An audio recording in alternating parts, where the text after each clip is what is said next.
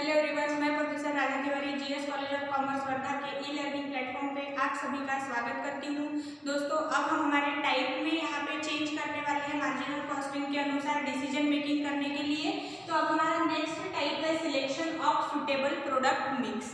अब selection of suitable product mix में क्या होगा, तो आपके प्रोडक्शन यूनिट के अंतर्गत आप जब किसी प्रोडक्ट का निर्माण कर रहे हैं तो उस प्रोडक्ट के निर्माण के लिए आपको प्रोडक्ट मिक्स यूज करना पड़ता है। अलग अलग संसाधन, अलग अलग सामग्रियां यूज करनी पड़ती है।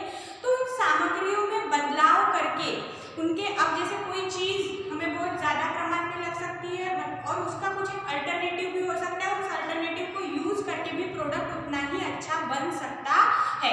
तो ऐसे जो अलग अलग प्रोडक्ट मिक्स दिए हुए होते हैं, मान के चलिए प्रोडक्ट ए और प्रोडक्ट बी है, तो कहीं आपको 100 मतलब केजी या 100 में हम जिसको बोलेंगे कि मतलब एक पर्टिकुलर क्वांटिटी में प्रोडक्ट हमें लग रहा है ए प्रोडक्ट और एक पर्टिकुलर क्वांटिटी में प्रोडक्ट लग रहा है बी प्रोडक्ट। तो जब ऐसे पर्टिकुलर क्वांटिटी में हम या पर्टिकुलर यूनिट में हम उस प्रोडक्ट मिक्स को चेंज करते हैं, मतलब पहले हमने ए अल्टरनेटिव यूज किया जहां प्रोडक्ट ए 100 यूनिट्स यूज कर रहे थे और प्रोडक्ट बी 200 यूनिट यूज कर रहे थे, तो हमें कितना प्रॉफिट होगा।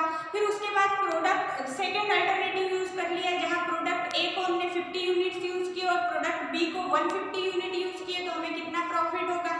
फिर अल्टरनेटिव सी हमने यूज किया जहां प्रोडक्ट ए हम 500 यूनिट यूज कर रहे थे और प्रोडक्ट बी हम 400 यूनिट यूज कर रहे थे।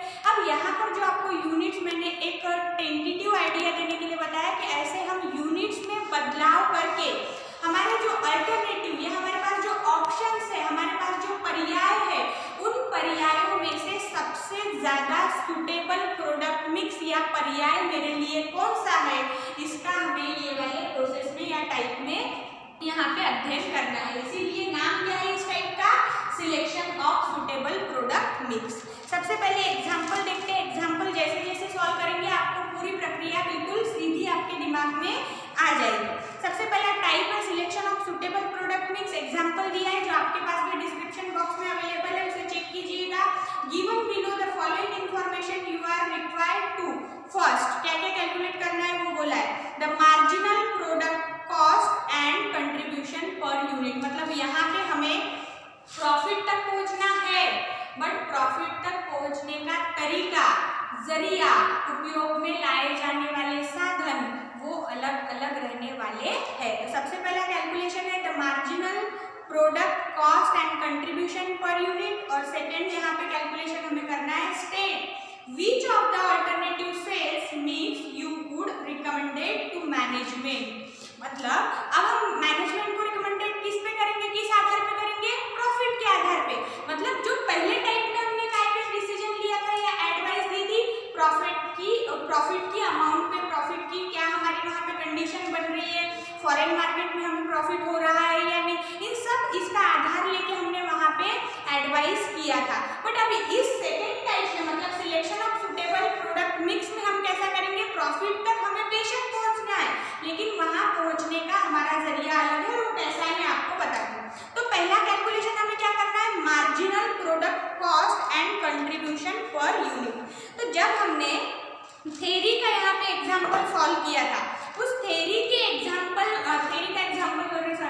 का जब हमने वीडियो लिया था, तो उस थ्योरी के वीडियो में मैंने आपको बताया हुआ है, या हमने जब थ्योरेटिकल कंसेप्ट पढ़े थे तब मैंने आपको बताया था कि जो मार्जिनल कॉस्ट होती है वो बनती है prime cost plus total variable overhead से। Means marginal cost equal to prime cost plus total variable overhead और कॉस्ट। या इससे ही उल्टा चल के हम क्या बोलेंगे कि marginal cost equal to total cost minus fix cost. मतलब सीधा कंसेप्ट अब आपको डबल में बता रही हूँ कि यहाँ पे मार्जिनल कॉस्ट में जब हम मार्जिनल कॉस्ट का कैलकुलेशन करेंगे तो फिक्स कॉस्ट को नहीं ऐड करना है, इसीलिए प्राइम कॉस्ट लेंगे सबसे पहले, जिसमें डायरेक्ट मटेरियल, डायरेक्ट लेबर वगैरह ये सब चीजें आ जाएंगी। इन सब के आधार पे प्राइम कॉस्ट का कैलकुलेशन करके उसमें वेरिएबल ओवरहेड अगर ऐड कर देंगे तो हमें मार्जिनल कॉस्ट मिल जाएगी। और अगर हमें टोटल कॉस्ट दी हुई है तो साथ ही साथ आपको फिक्स्ड कॉस्ट भी दी हुई होंगी, तो टोटल कॉस्ट में से अगर हम फिक्स्ड कॉस्ट लेस करेंगे तो हमें मार्जिनल कॉस्ट मिल जाएगी। तो फिर जब मार्जिनल कॉस्ट हमें पानी है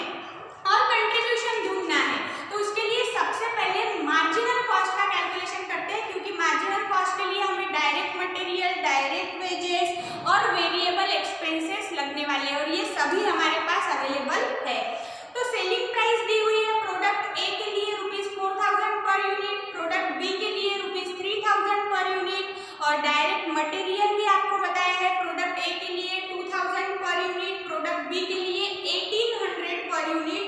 डायरेक्ट लेबर बताया हुआ है प्रोडक्ट ए 600 per unit, product B ₹400 per unit और फिक्स कॉस्ट बताई है ₹1,60,000। प्रॉफिट के कैलकुलेशन के लिए हम जब कंट्रीब्यूशन कैलकुलेट कर लेंगे तो प्रॉफिट कैसा मिलेगा, C minus F means profit equal to contribution minus fix cost. तो फिक्स कॉस्ट होना जरूरी है, इसीलिए हमें इंफॉर्मेशन में फिक्स कॉस्ट ₹1,60,000 बताया हुआ है।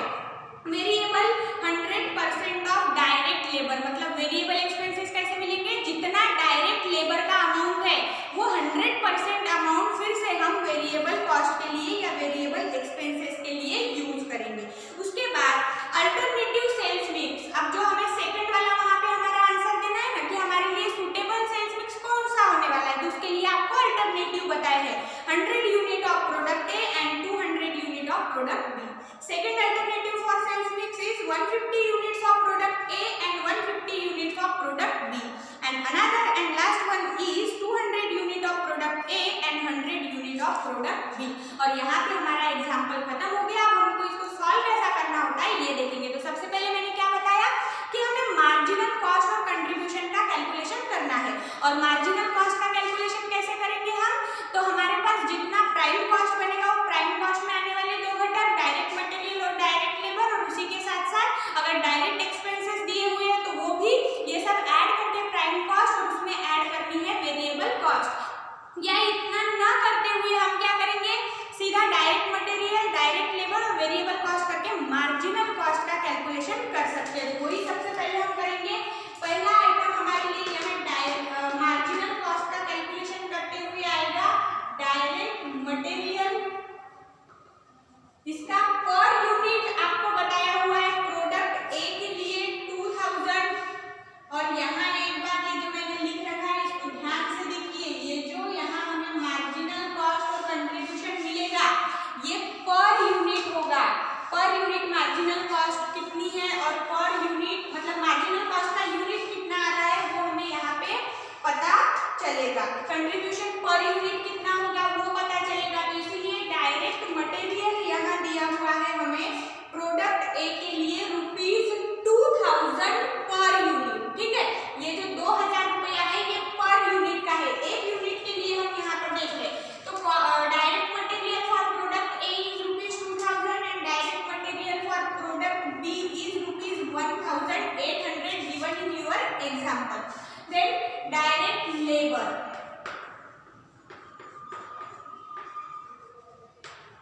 Direct labor is for product A is 600 and product B is 400. After that, variable expenses.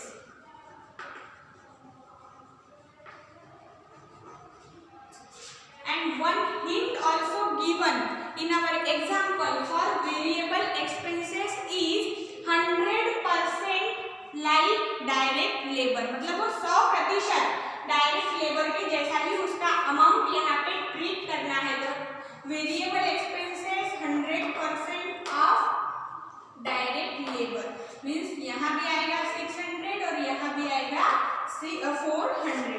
इसके बाद अब हम जैसे अगर मैंने बताया था आपको कि prime cost plus variable expenses करते हैं तो प्राइम कॉस्ट में आने वाले जो घटक थे और वेरिएबल एक्सपेंसेस या ओवरहेड का जो पॉइंट हमारे पास था वो हमने लिखने के बाद हमें मिल गई यहाँ पे marginal cost per unit. Marginal cost per unit, marginal cost per unit है 3200 और यहाँ पे है 2600 फॉर प्रोडक्ट बी। अब आपको मार्जिनल कॉस्ट का कैलकुलेशन कैसे करते हैं ये हमें पता चल गया। अब मार्जिनल कॉस्ट में से अगर हम लेस करेंगे सेलिंग प्राइस तो हमें यहाँ मिलेगा कंट्रीब्यूशन पर यूनिट। और रेशियो एनालिसिस का इतना ज्यादा हमने अभ्यास किया है ऐसा हम बोल सकते हैं कि सबसे ज्यादा एग्जाम्पल आपके थर्ड सेमेस्टर के एएमए सब्जेक्ट के तहत मैंने अगर किसी यूनिट के करवाए होंगे तो वो आपको रेशियो एनालिसिस हमारा फर्स्ट यूनिट करवाया है। और इस फर्स्ट यूनिट में मैंने आपको इतनी वहां हम एक ही चीज का प्रैक्टिस करते थे कि हमारे पास जो अवेलेबल फॉर्मूला है उसको तोड़ो मरोड़ो चाहे जो करो, लेकिन उससे हमें फाइंड आउट करना होता है जो हमारे पास नहीं होता। तो इसीलिए अब यहाँ पे कंट्रीब्यूशन हमें पाना है तो कैसे मिलेगा, सेलिंग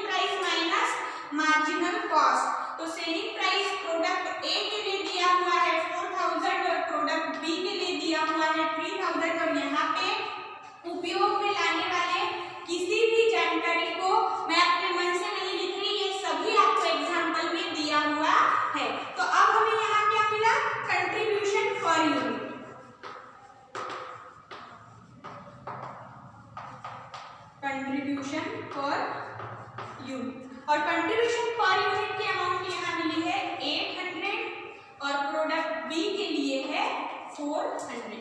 अब कंट्रीब्यूशन पर यूनिट का जो कैलकुलेशन हमने करना था वो यहाँ पे कैलकुलेट कर लिया। और इसके बाद हम देखेंगे कि जो हमारे पास अल्टरनेटिव्स है या प्रोडक्ट मिक्स दिए हुए उन प्रोडक्ट मिक्स का हम कैसे यहाँ पे कैलकुलेशन करके सबसे पहले प्रॉफिट फाइंड आउट करेंगे और उस प्रॉफिट को फाइंड आउट करने के आधार पे निर्णय लेंगे कि हमने कौन सा अल्टरनेटिव यूज करना चाहिए जो हमें 3 वहां पर दिए हुए है।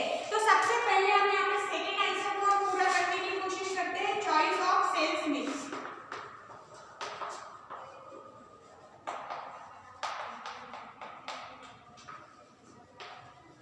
और इसमें पहला जो हमारा अल्टरनेटिव दिया है sales mix of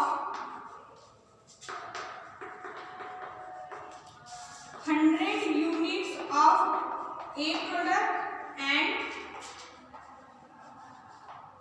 200 unit of B. So अब हमें यहाँ पे पहुंचना है प्रॉफिट तक का, मतलब कंट्रीब्यूशन तक पहुंचने के लिए हमने मार्जिनल कॉस्ट और कंट्रीब्यूशन का कैलकुलेशन करने के लिए जो एक टेबुलर फॉर्म यहाँ पे बना है उससे हमारे पास एक महत्व की जानकारी जो आई है वो है कंट्रीब्यूशन पर यूनिट। अब कंट्रीब्यूशन पर यूनिट हमारे पास है और कितने यूनिट्स है हर प्रोडक्ट के या हर सेल्स मिक्स के वो भी हमें पता है। तो इससे हम कंट्रीब्यूशन का अमाउंट पता करेंगे।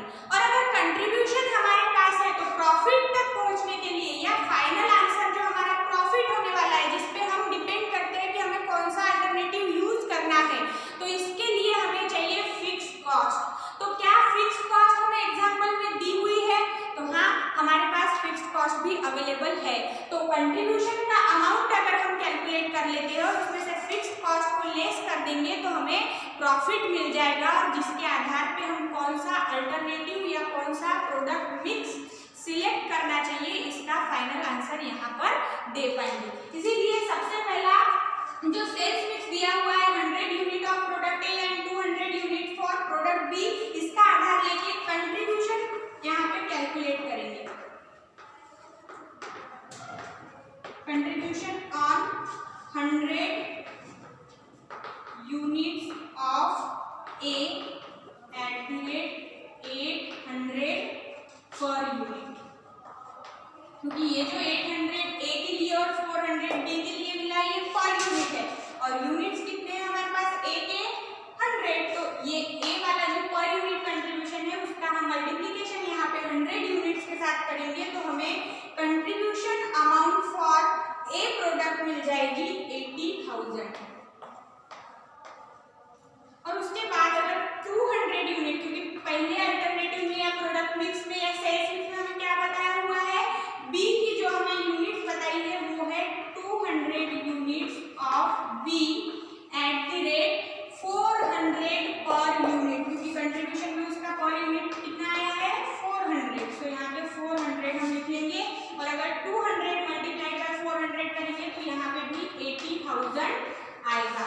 और इन दोनों को अगर हम ऐड कर देंगे तो टोटल कंट्रीब्यूशन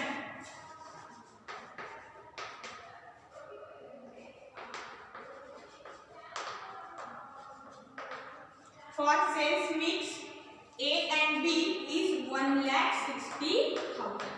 अब कंट्रीब्यूशन की जो अमाउंट है इसमें से हमें लेस करना है फिक्स कॉस्ट, तो फिक्स कॉस्ट की अमाउंट भी यहाँ से माइनस कर देंगे और फिक्स कॉस्ट की जो अमाउंट हमारे एग्जाम्पल में दी हुई है वो है 1,60,000। सो 1,60,000 में से अगर हम 1,60,000 यहाँ पर लेस करेंगे तो हमारे पास प्रॉफिट की संकल्पना बिल्कुल नील आ रही है, या इसको हम बोलेंगे कि यहाँ प्रॉफिट है ही नहीं।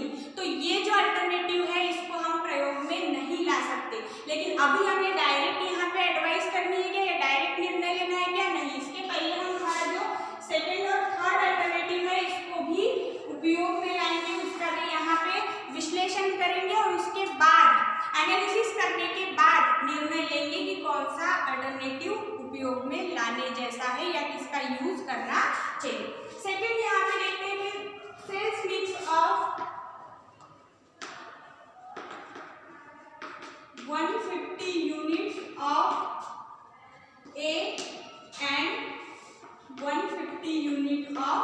बी। फिर से प्रोसेस वही करेंगे, कंट्रीब्यूशन ऑन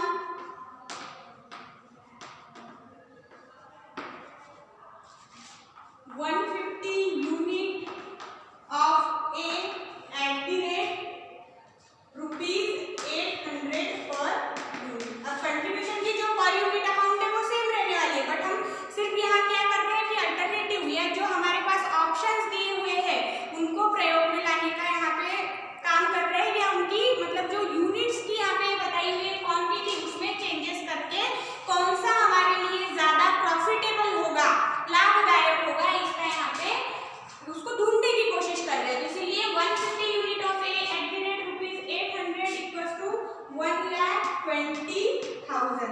उसके बाद 150 unit of B at the rate ₹400 equal to 60,000।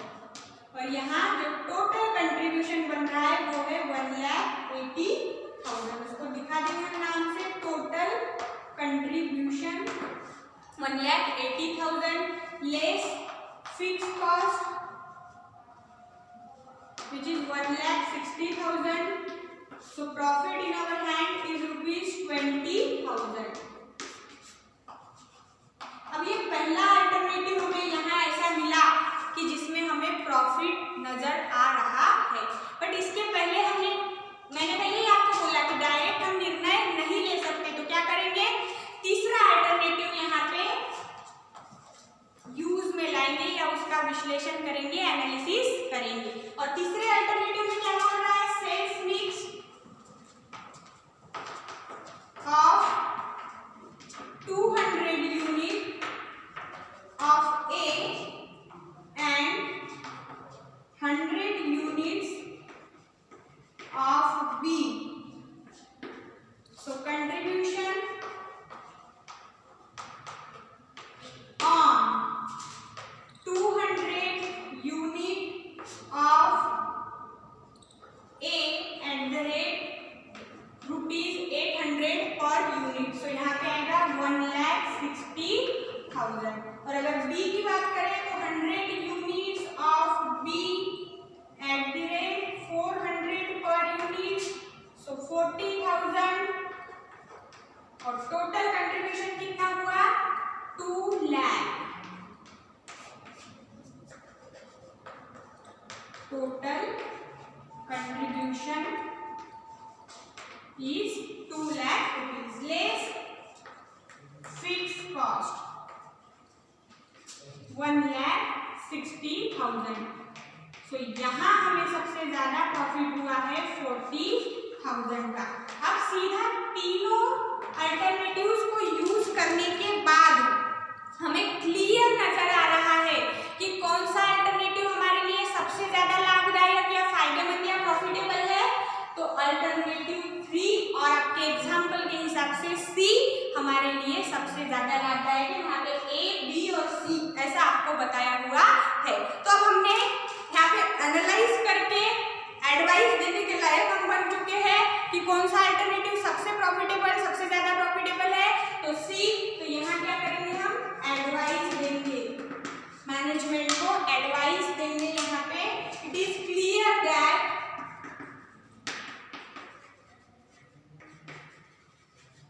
Sales mix of 200 units of A and 100 unit of B, 100 unit of product B, that is alternative C, तीसरे number का C और 3 should be adopted।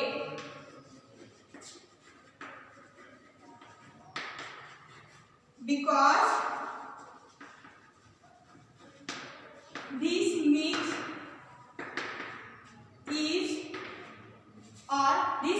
earn more profit than others। ये जो mix है ये हमारे अन्य दो प्रोडक्ट मिक्स की तुलना में हमें ज्यादा प्रॉफिट मिला के देने वाला है। इसीलिए हम मैनेजमेंट को क्या एडवाइस कर रहे हैं कि अल्टरनेटिव सी उपयोग में लाए जाना चाहिए। तो छात्रों ये हमारा बहुत ईजीएस्ट जो सेकेंड टाइप था जिसका नाम था selection of suitable product mix, जिसका मैंने आपको भी यहाँ पे पूरा विश्लेषण एक एग्जाम्पल के रूप में करके बताया है। आशा है आपको ये समझ आया होगा। धन्यवाद।